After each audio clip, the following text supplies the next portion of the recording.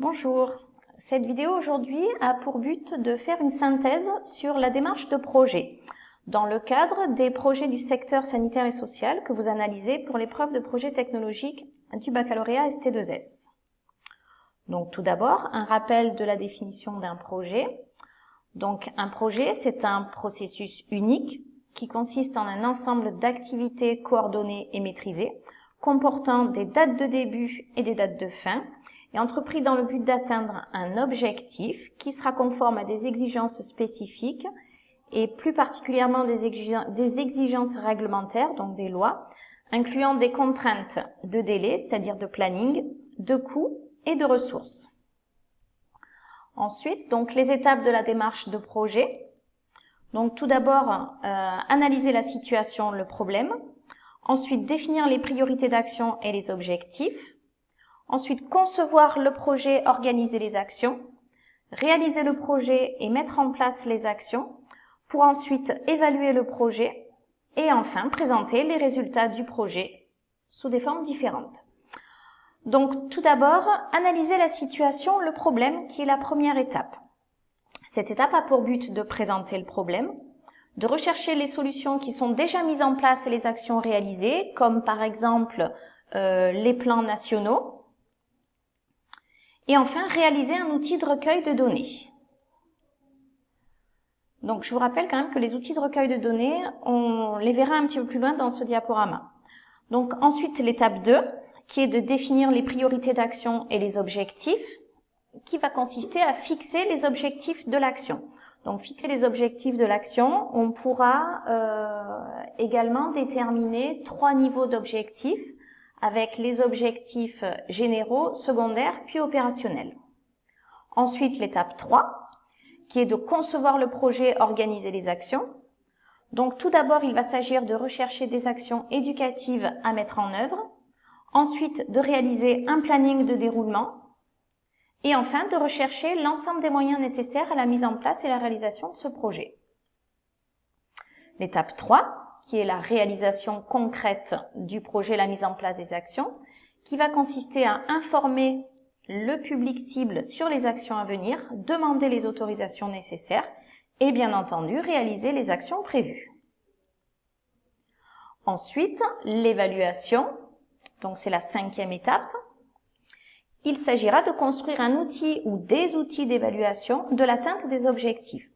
Donc, une petite précision ici également, l'évaluation, elle peut intervenir à différents niveaux dans la démarche de projet. Donc, bien entendu, en étape 5, et là, vous avez bien vu qu'on était à la fin du projet, mais elle peut également intervenir tout au long de la démarche de projet, et là, on parlera d'une évaluation intermédiaire. Voilà, donc elle intervient bien à tous les niveaux. Enfin, dernière étape, la présentation des résultats du projet, donc c'est le rapport final. Il s'agira ici de synthétiser le projet et le résultat des actions réalisées. Cette présentation des résultats, elle peut se faire, comme on peut le voir ici, de manière orale. Et même si elle se fait de manière orale, il faudra toujours un support écrit qui permet de synthétiser les résultats du projet, de manière à ce que l'on puisse avoir une trace et pouvoir réexploiter éventuellement les résultats et la mise en place de ce projet. Maintenant, les outils de projet. Donc, tout d'abord des outils de diagnostic qui correspondent aux étapes 1 et 2 de la démarche de projet. Ensuite, des outils de suivi de projet qui correspondent aux étapes 3 et 4, qui sont la conception et la réalisation des actions.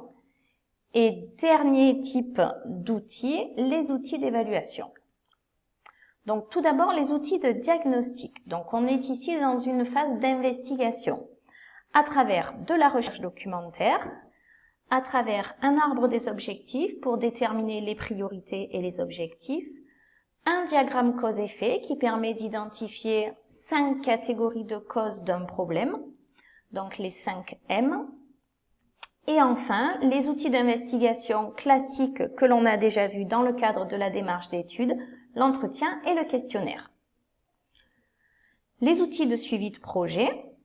Donc là, on a tout un panel d'outils qui ont chacun une utilisation différente. Donc tout d'abord, le cahier des charges, qui est un document de cadrage du projet, donc qui intervient au tout début du projet. Ensuite, le tableau de bord, qui permet un suivi des objectifs opérationnels à partir d'indicateurs qui vont être déterminés à l'avance. Ensuite, le diagramme de Gantt, qui est un document qui permet de mettre en place une planification et un suivi de l'avancement des tâches en fonction des différents acteurs. Ensuite, la fiche action, qui est un document synthétique qui permet de décrire l'ensemble des actions menées. Ensuite, un tableau de répartition des tâches qui permet une gestion des tâches des différents acteurs dans le temps. Donc, ça permet de savoir qui fait quoi. Ensuite, un tableau de bord des activités qui permet un suivi des activités. Et cet outil est particulièrement important parce que ici, je précise bien que c'est un outil d'alerte et de réajustement, c'est-à-dire que ça permettra de voir si chacun a pu réaliser les actions pour lesquelles il était prévu et éventuellement de réajuster en fonction du temps, des acteurs et des moyens disponibles. Et dernier outil, le budget, donc un budget prévisionnel et un suivi budgétaire, donc qui permet tout d'abord de fixer le cadre financier du projet en amont et ensuite le suivi des dépenses qui permettra éventuellement de mesurer les écarts entre les dépenses prévues et les dépenses réalisées. Les outils d'évaluation, dernier point de nos outils. Donc, ils sont fixés à partir des objectifs et sur la base d'indicateurs. Donc, en théorie, ces objectifs et ces indicateurs sont fixés au cours des premières étapes du projet. Donc, on détermine avant comment on va évaluer la réussite de nos actions. Donc, ici, différents outils, le questionnaire, l'entretien, l'observation, la boîte à idées, mais il peut y en avoir éventuellement d'autres. Donc, vous êtes maintenant capable de décrire un projet du secteur sanitaire et social en précisant pour chaque étape les outils que vous avez utilisés. Merci de votre attention.